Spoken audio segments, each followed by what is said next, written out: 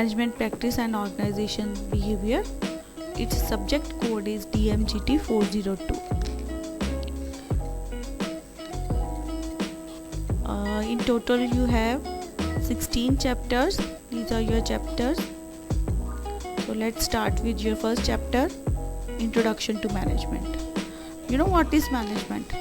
Management क्या होता है कि लोगों को मैनेज कैसे करना है, उनको कैसे संभालना है, क्या काम करवाना है, कैसे करवाना है, ठीक है।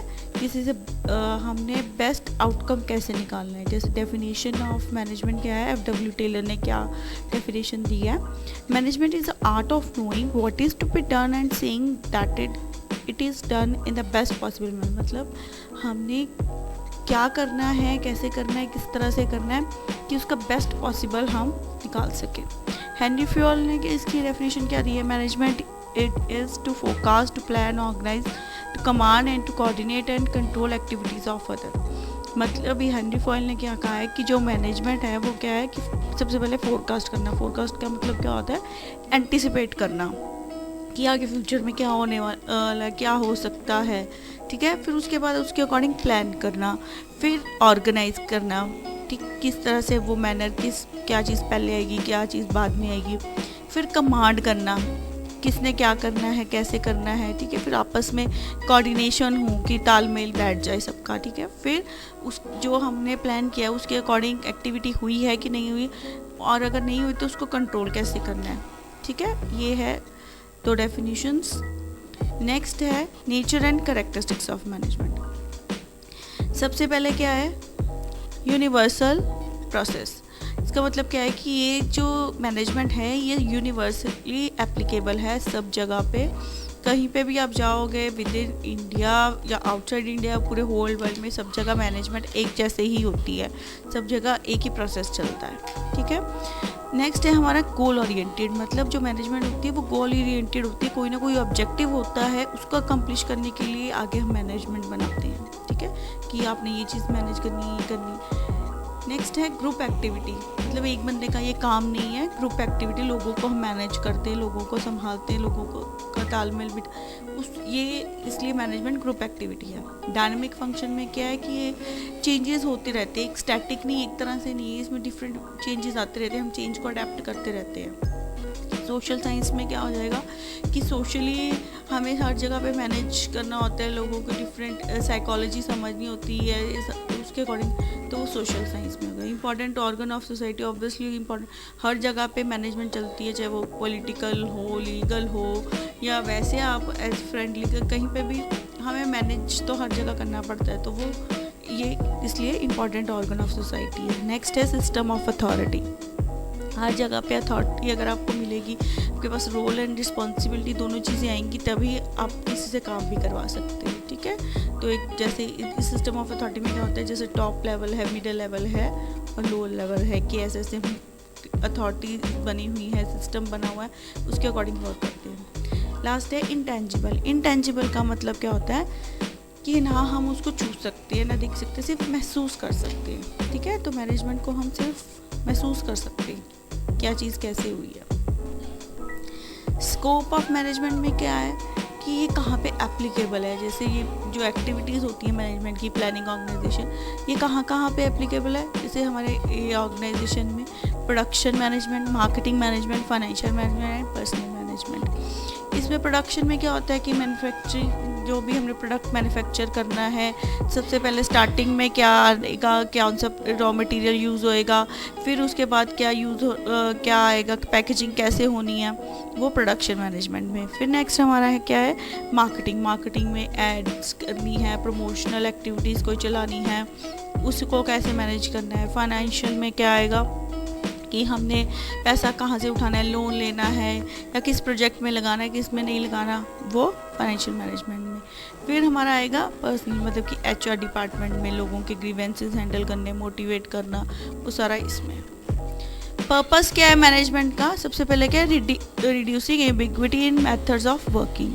मतलब जो हमने काम करते वक्त कोई भी प्रॉब्लम आती है उसको रिड्यूस करने के लिए बेसिकली मैनेजमेंट का यूज़ होता है। कि मैनेजमेंट हम इसीलिए करते हैं कि प्रॉब्लम्स कम से कम हो।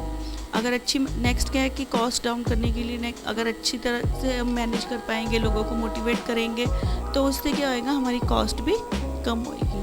टेकिंग कैलकुलेटेड रिस्क भी बहुत ध्यान से सोच समझ के डिफरेंट ऑल्टरनेटिव्स रख के हमें बहुत ध्यान से हमें रिस्क लेना पड़ता है। अगर अच्छी मैनेजमेंट होएगी तो बड़े ईज़िली वो रिस्क को कवर कर सकते हैं।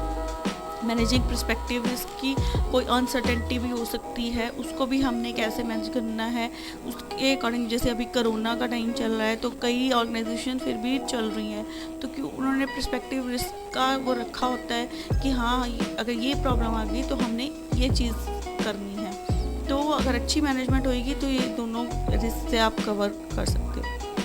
फिर आती है एक्सरसाइज गुड जजमेंट। अगर मैनेजमेंट अच्छी होएगी तो आप के लिए भी फ़ायदेमंद है। वो क्या होती है कि आप जजमेंट आपकी अच्छी गुड जजमेंट होने लगती है, आप चीज़ों का अच्छे से समझने लगते हो। नेक्स्ट है management and emerging profession. Emerging profession का मतलब क्या होता है, ये एक उभरता हुआ प्रोफेशन है, अभी ये स्टार्ट हुआ है। जैसे बाकी एज ए लॉयर के लिए, डॉक्टर के लिए आपको MBBS या फिर LLB करनी पड़ती है, CA के लिए चार्टर्ड वो आपको करनी पड़ती है अकाउंटेंसी।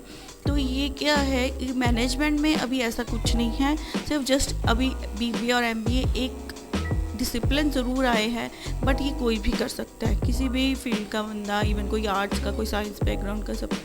बट यहाँ पे अब क्या ये अभी प्रोफेशन बन रहा है कि धीरे धीरे इसमें वो ये जो रिक्वायर्ड होती है एक मैनेजर बनने के लिए, वो फुल फ्लेज्ड आ जाएगी कि आपको ब्रांच ऑफ नॉलेज इसमें ये पढ़नी पड़ेगी, तभी आप मैनेजमेंट। बट फिलहाल अभी ये एक इमर्जिंग प्रोफेशन है।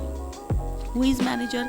मैनेजर कौन होता है कि वो पर्सन जो कि लोगों से काम करवाता है, कैसे करना है, क्या करना है, और वो जो आगे उसके अंडर लोग होते हैं वो आके उसको रिपोर्ट करते हैं। ठीक है, उसका रोल्स क्या है and responsibility of manager. Interpersonal roles कौन से होते हैं कि वो बहुत ही एम्पैथी से लोगों से काम करवाए, उनके साथ रिलेशन मेंटेन करके बहुत अपनेपन से उनसे काम करवाना, ये भी इसका एक रोल है।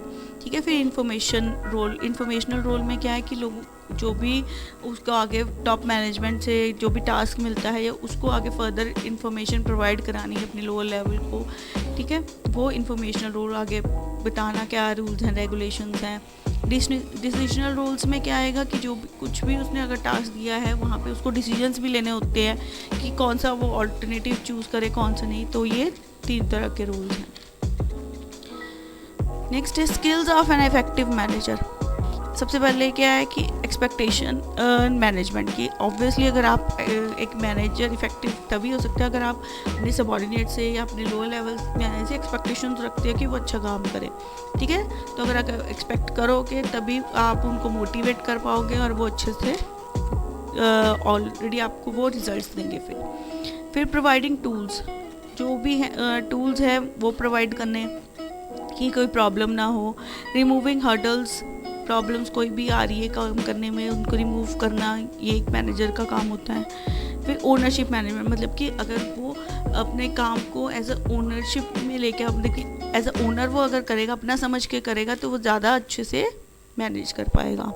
कॉन्टीन्यूस इम्प्रूवमेंट, मतलब बार बार हमें इम्प्रूवमेंट चाहिए होती है कि उसको खुद में भी इम्प्रूवमेंट करनी होती है और अपनी टीम में भी इम्प्रूवमेंट करवानी होती है। अगर वो चेंज के अकॉर्डिंग नहीं चलेंगे तो वो ऑब्वियसली वो ऑर्गेनाइजेशन भी सॉलिड हो जाएगी। फिर टीम मोटिवेशन, टीम को भी मोटिवेट करना कि आप अच्छे से काम करो, इफेक्टिवली काम करो। ठीक है, उनको प्रॉपर वर्किंग कंडीशंस देनी। फिर मेंटरिंग क्या होता है, उनको प्रॉपर गाइडेंस देनी, उनको गुरु समझ के उनको अच्छे से बताना क्या चीज़ सही है क्या नहीं। फंक्शन क्या है, जो मैनेजमेंट के फंक्शंस होते हैं वही एक मैनेजर के फंक्शन है। प्लानिंग, ऑर्गेनाइजिंग, प्लानिंग करना क्या चीज़, ब्लूप्रिंट मतलब भी बनाना। फिर ऑर्गेनाइज करना कि क्या चीज़ कैसे करनी है, कैसे नहीं करनी। फिर उसको सही वे में लगाना। फिर स्टाफिंग, मतलब कि इसने क्या काम करना है क्या नहीं। फिर उनको डायरेक्ट करना कि आप ये काम करो वो करो। फिर आपस में तालमेल बिठाना। फिर उनसे रिपोर्टिंग लेनी। फिर बजट बनाना कि हाँ हमने ये जो प्लान आउट किया था उसके अकॉर्डिंग, फिर अगर ये उसके अकॉर्डिंग हुआ है कि नहीं हुआ तो उसमें कंट्रोलिंग हमने करनी। That's all for this unit. I hope everything is clear to you. Thank you.